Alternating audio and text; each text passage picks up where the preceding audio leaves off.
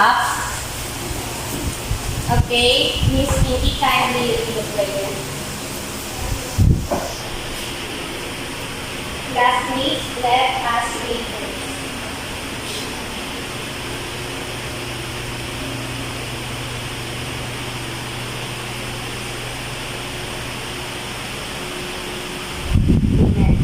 So, good morning, class.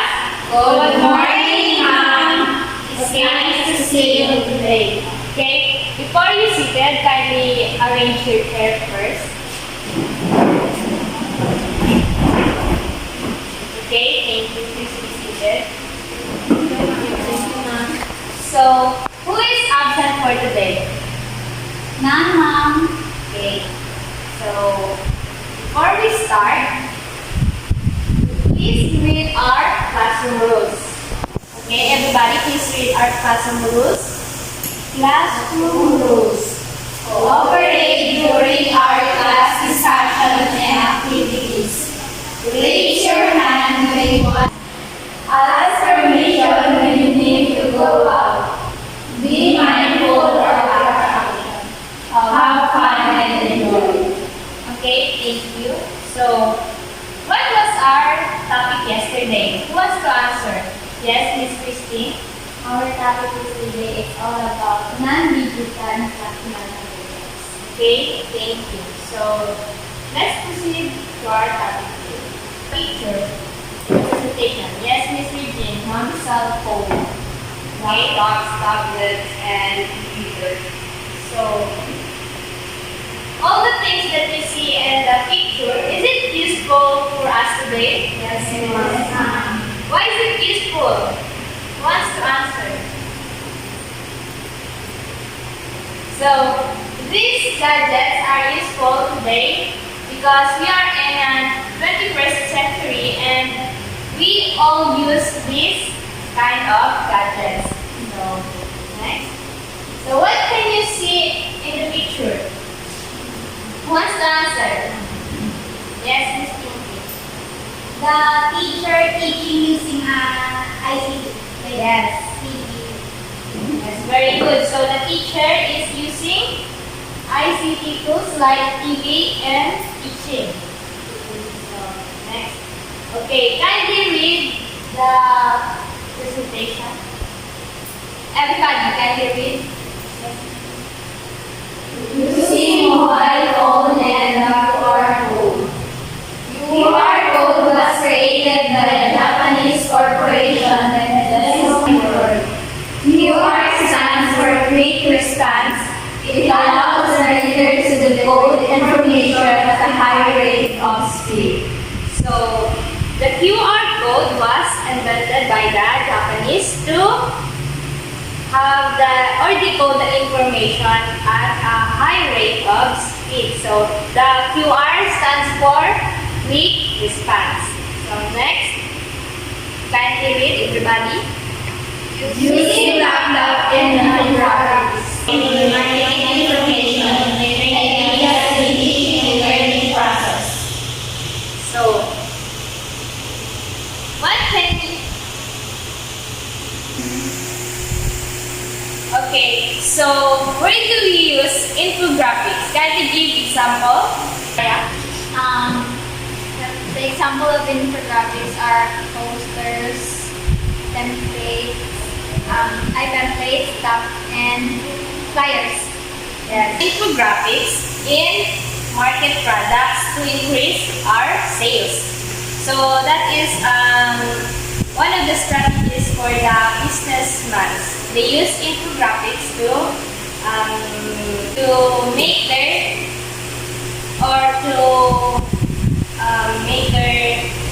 sales increase. So next is, can you read everybody? iPad, tablet, and online bulletin. Okay, so where do we use online bulletin board? Can we give example? Yes, Miss Nursima. Announcements on Google Classroom. Okay, thank you. So we use online bulletin board in Google Classroom and some announcement online. So next. So I will flash here a video about making QR code.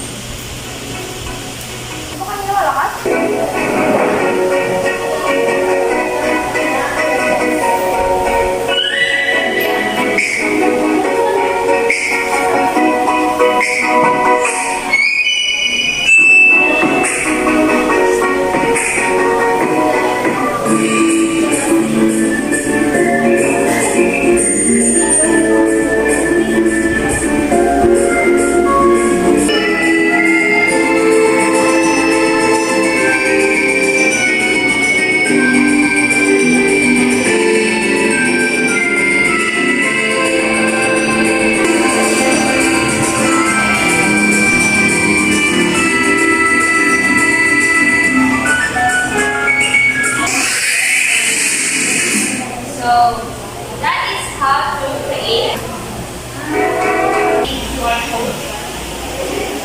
But it is with 5 steps to create QR code. Step 1. Be online. Step 2. Search for a for your safety in the internet. Layout notes or QR code generators out there. But a few of the most popular tools are available. Primarily free application online and therefore you can take good steps to use them. Step 3. Once you have identified your free online QR code generator, you can save it as a favorite file. Now you have successfully created your own code.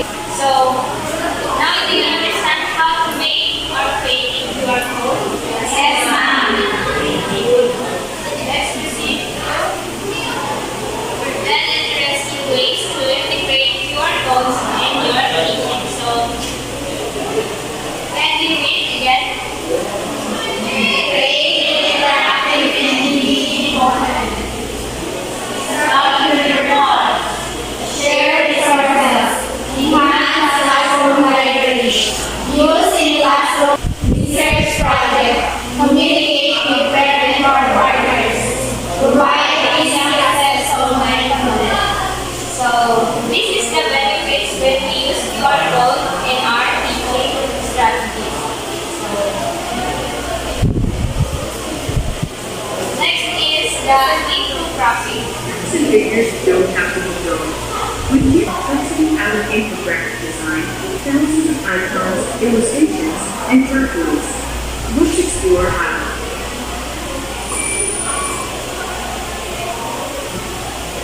With a large range of templates, it's easy to create infographics in any subject area.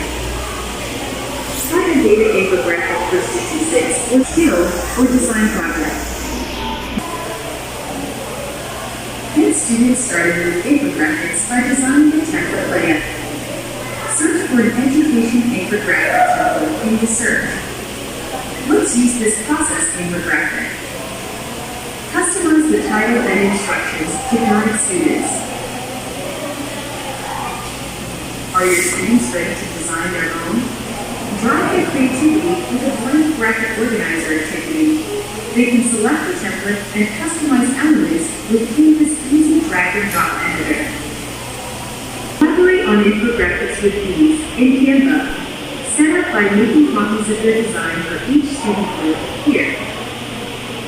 Go to Share and type the group name to assign edit access. Students can design in real time, leave comments, and resolve suggestions all within the editor. Whether it's a guided activity or collaborative project, students can visually communicate using infographics in Canva.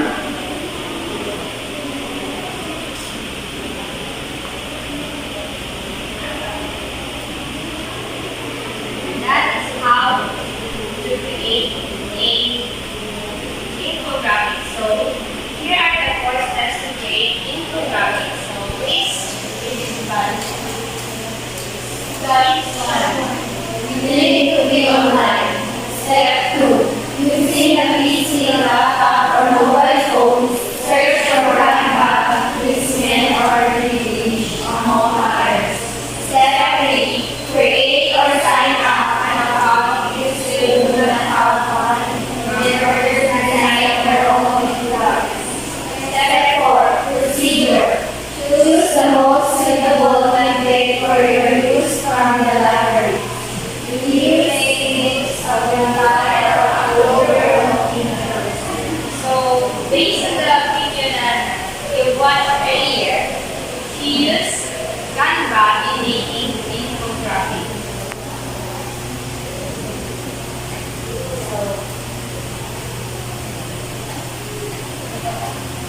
Make a always schedule of taking work and essential information. You can choose about share the infographics you have created.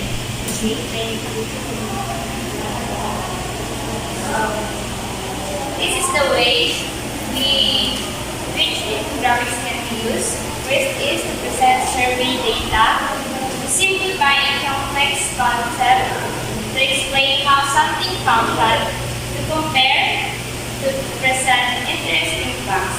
So, again, where do we use infographics? Yeah, like the example earlier, we use infographics in market products or in the school activities, like online activities. Hi everyone, Madison Literacy. So, the next video is on how to make a online bulletin board. So, let's watch it.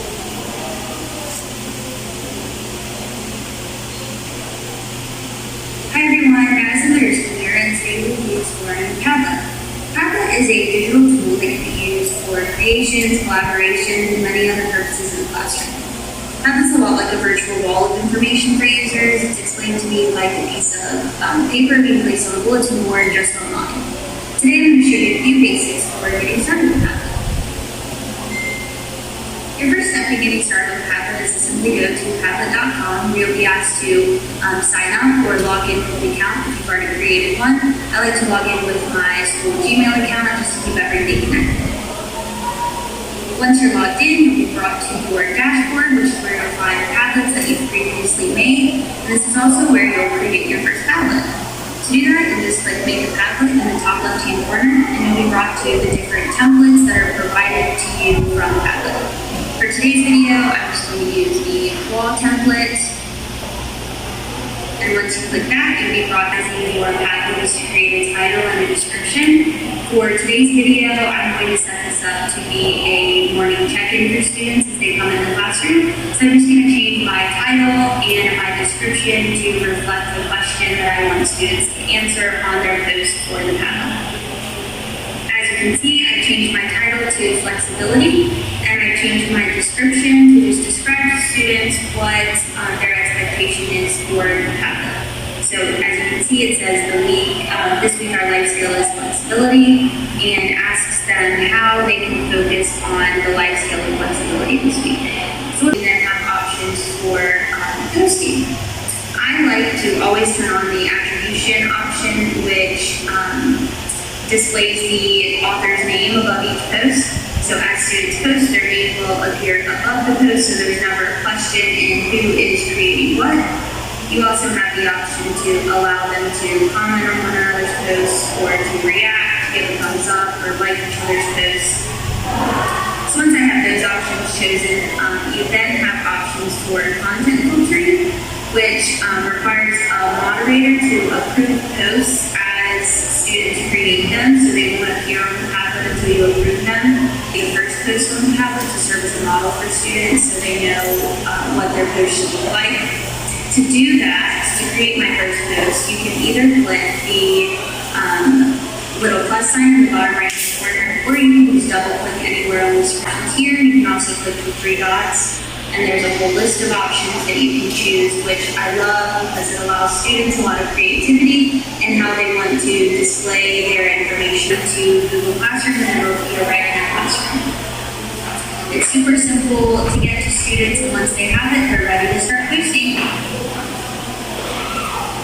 So again, this is how you can get started with Padlet for questioning, engagement, and collaboration in the classroom. Thank you. That's how we use online bulletin board. So, for example, it's about hosting in online class. So, when we teach, we can use online bulletin board or the Padlet to make our announcement more creative and more lively. So we can customize what we want to announce to make it catchy for the students. So, Here are the steps on creating online bulletin board. So, everybody please listen. Fourth step to create online bulletin board. Step 1. Search for htps.com. Step 2. Sign up or log in using any of your social media account. Step 3. If you want to make your own LinkedIn account. A. You can just start with a blank or create a template. B. Start creating posts by clicking the hashtag. C. Make your posts as creative as you can already. Modify and selecting your choice of color, font, and etc. So, now do you know how to make a online bulletin board? Yes, ma'am. Okay, very good. So, we have here the continuation timetable. Okay. You can now share your online bulletin board with your friends. Please share and allow others to have access to it. Or you can share it to the social media account where others can view it. Step 4. If you want to join someone's bulletin board, click join a button. A. Enter the dialog box. The URL of the button if you want to join. B. Start posting on your friends, classmates, calendar by clicking the plus signs. So, thank you. So these are the varied activities where the online bulletin board can use. So we can use the online bulletin board in blogging, publishing, podcasts or videos, bookmarking, making brochures, making posters, and discussion boards. So this is very essential for us that, especially to us that we are going to become a teacher someday. So online bulletin board is a must for us. We can use it in different areas in our teaching. So now let's have a group activity now that you already know how to make QR codes, infographics, and online bulletin board. So let's group you into 3. So okay, this would be the group 1, group 2, and group 3. So in group 1, the question is how to make a QR code, and the rest for group 2 and group 3 is on how to make infographic and online bulletin. Okay, go to your respective groups and do your activities.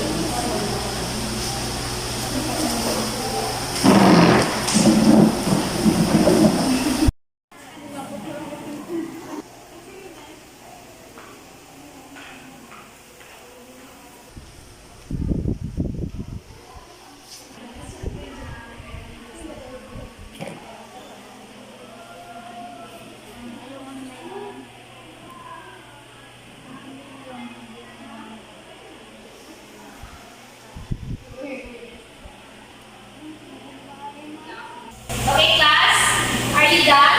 Yes, ma'am. Okay, kindly present it in front. Group 1.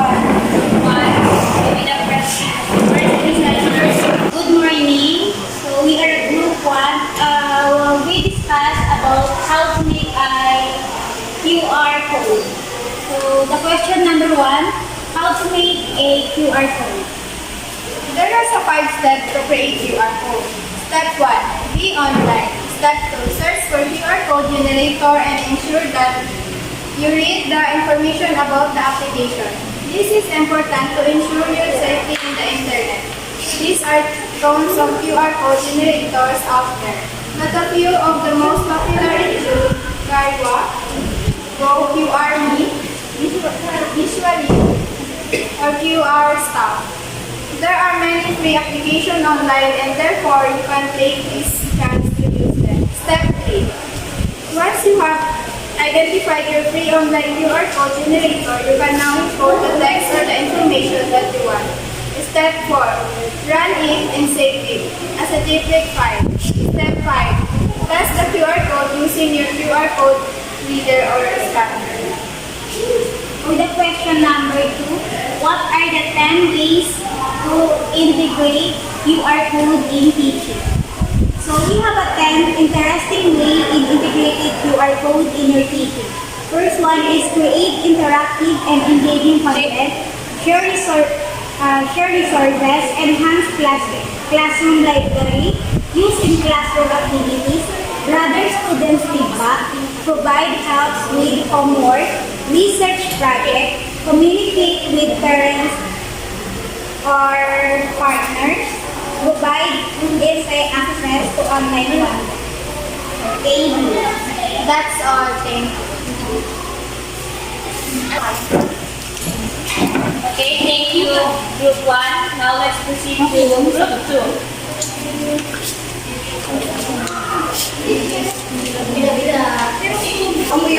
Good morning. Good morning, classmates. Good morning, ma'am. Ako po yung mag-report sa group ko. Okay, ito po yung mga 4 steps to create infographics. Siyempre, number 1, bagayan ang una, kunin mag-online. Then, step 2, gamit yung mga laptop. Kung ano meron kayo. Yung mga mobile phones, ganyan, or something. Step 3 is create siyempre mag-sign up na kayo. Then, yung mga step 4 na procedure,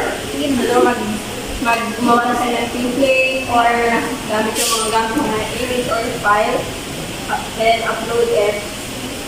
Ganun. Then, make up kayo. Then, choose background, font style. Tapos, save yun na. Then, share. Yun. Ito na, di ba? Five ways which infographic can be used to present survey data, to simplify complex concept, to explain how something functions, to compare, present interesting facts. Yun lang po. Maraming salamat. Okay, thank you, Group 2. Kindly give Group 2 a round of applause and then let's proceed to Group 3.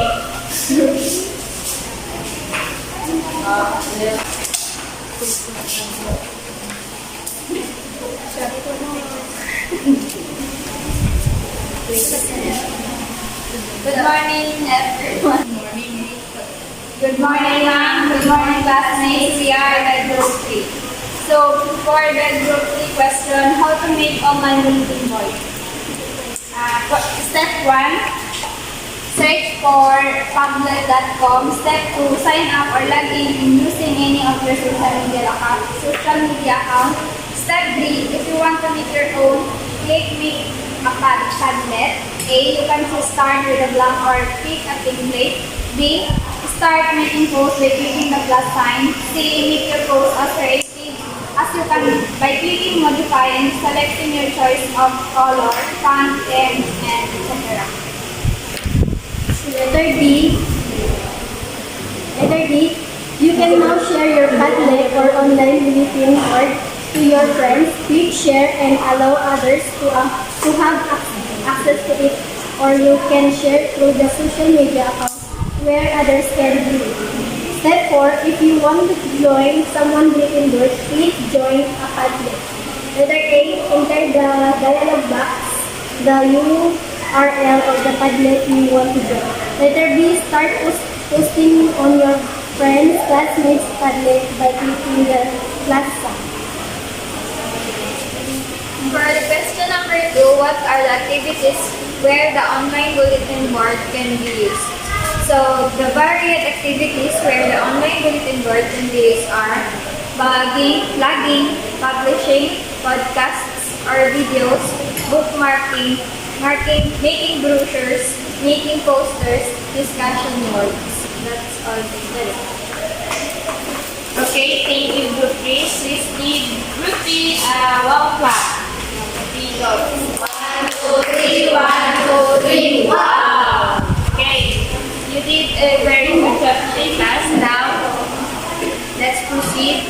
So, here are some additional information about QR code. So, please read, everybody. QR code.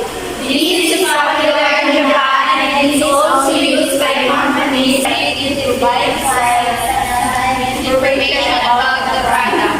You can Usually with QR codes through a QR code scanner. Here's all you need to do. Number 1, have a mobile phone with a camera. Number 2, using the mobile phone, download from Play Store or App Store the QR code reader scanner application. Choose an appropriate QR code reader for your operating system and use it to read the codes. Number 3, focus your camera on the QR code, click it and the message will be revealed. So this is just a additional information about QR code. So now you know how to make QR code and what it is used to. So next is infography. Who wants to read? Yes, Miss Karma. Yes, please stand up. infographic. An infographic is a visual presentation or an image such as a diagram, chart, or picture representing information or data. It is an eye-catching image whose powerful layer, layout, attractive colors, and organic features that provide a clear interpretation of information. Thank you. So, infographic is a visual representation to make our presentation more catchy. So, we use infographic. Next is bulletin board. What's it? Yes, Miss Laura. Online bulletin board. An online bulletin board is a way of presenting ideas with a wide risk and interest with no cost effort. An online platform where participants converse or answer questions set by moderation. So, based on our previous examples, we use online bulletin board in online classes. So, now that we all know what is and how QR code, infographic, and online bulletin board used to, let's have a activity again. So, based on the direction, classify the following statement as the QR code, infographic, or online bulletin board. To just classify which is the statement below. So, I read it. It's an individual activity. Yes, ma'am. Yes,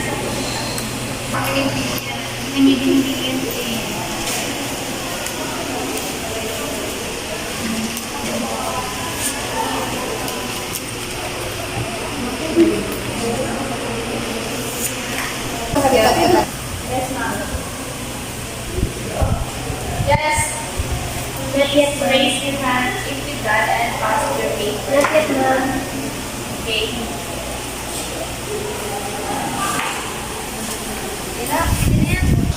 Count of 5. Okay, please pass your paper.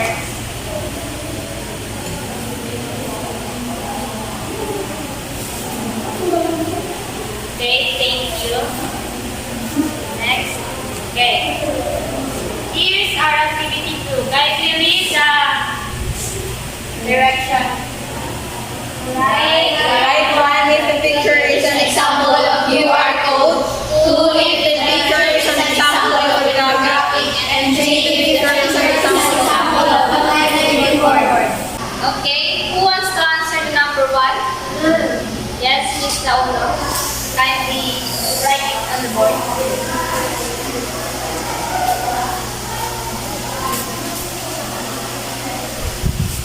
Thank you. How about the number 2? Wants to answer? Yes, Miss Mariah.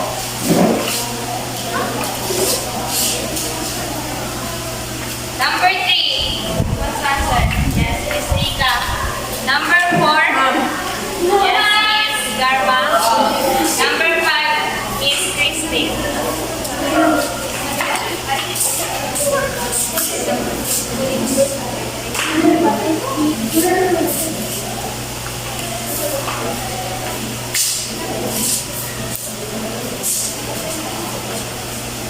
Yung one, picture ng Q. Ng QR code. Hindi yung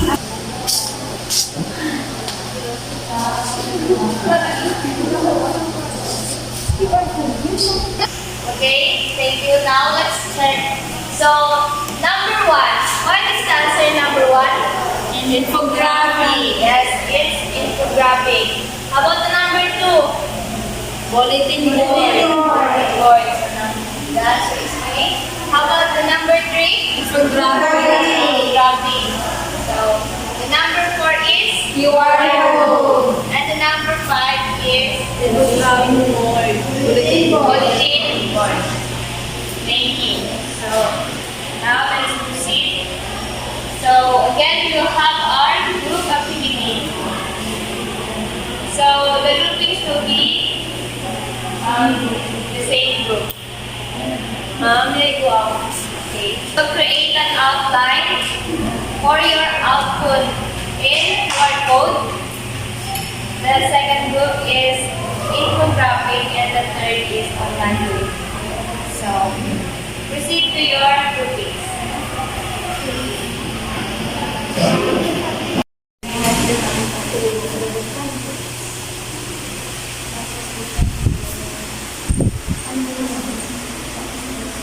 we are done na.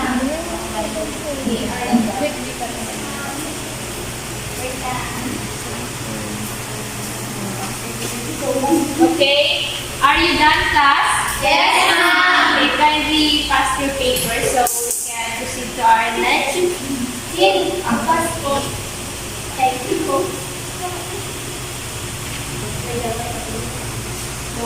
Okay, thank you very much. So next, how useful are the ICT tools in teaching? Okay, who wants to answer? Yes, Miss Mariah. How useful are the ICT tools in teaching? Useful po siya kasi sa pag-example na lang halimbawa, using video, di ba? Hindi naman natin ma-explain yung mga mahihirap na lesson, kumbaga, lalo na pagdating sa video. Mahirap siya i-explain lang through verbal. Kailangan talaga may watching siya na kasama para mas maintindihan. Tsaka mas maraming information na tayo nakuha using the ICT tools, lalo na sa pagtuturo kasi maraming mga strategies, ganun. Yan. Yes, thank you. So, now that you understand how useful ICT tools and in teaching and how to make QR codes, infographic and online bulletin boards, let's proceed to our activity number 3. So, in one whole sheet of paper, write an essay about the advantage of using ICT tools in teaching. So, I'll give you 10 minutes and answer this. Okay, are you done, class? Yes, ma'am. Okay, kindly pass your paper in front.